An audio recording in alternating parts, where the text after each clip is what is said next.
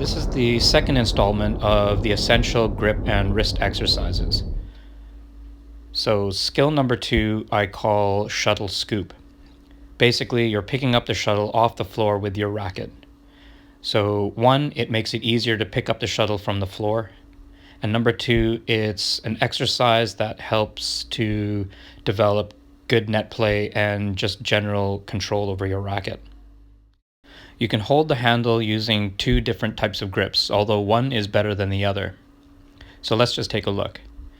You can hold it on a forehand grip with the thumb across the handle. That's okay. But actually, you'll find it a lot easier if you put the thumb up a little bit more like a backhand grip, so somewhere between a forehand and a backhand.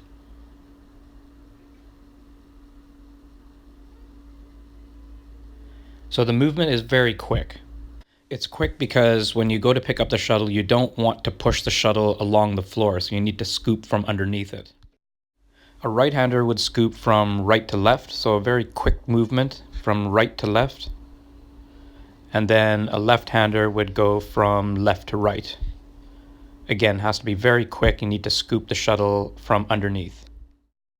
So you start with the racket facing inwards and the edge of the racket pointing down, and then do a quick scoop and scoop it from underneath the shuttle. When you end, the strings should be pointing up, but sort of inwards as well, because you don't want the shuttle to come off the racket. As with any technical skill in badminton, it's a good idea to practice the movement without a shuttle.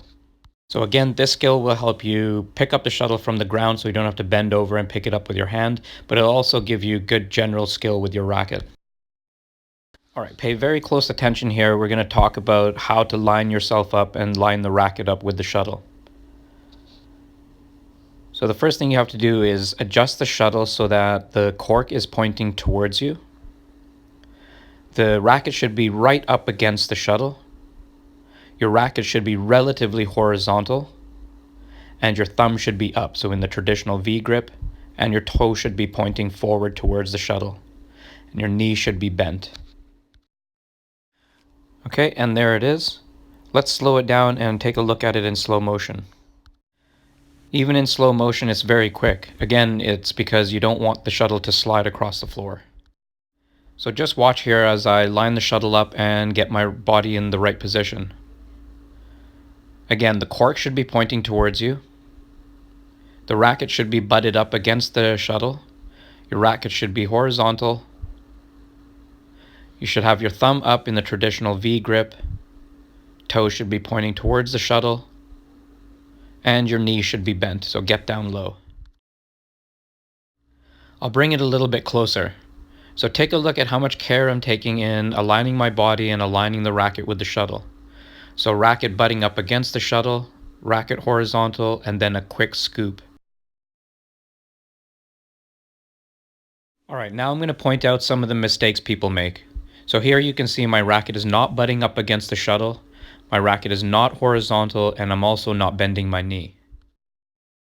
Again, here are a few more mistakes. The cork is not pointing towards me.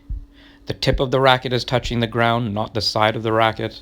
The shuttle's too far from the racket. My racket is not horizontal. My knee is not bent, and my feet are not wide enough. So let's take a look at it one more time. So again, get down low. Get the racket butting up against the shuttle. Cork should be pointing towards you. Toe pointing towards the shuttle. Knee is bent. And then a quick scoop.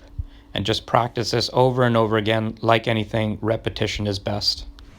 So as it relates to shot execution, this skill helps you to execute spinning net shots. So I'll end the video by showing you the spinning net shot.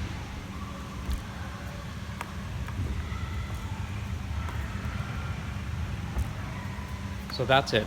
If you like this video and you want to learn more, please subscribe to my channel. Thanks for watching.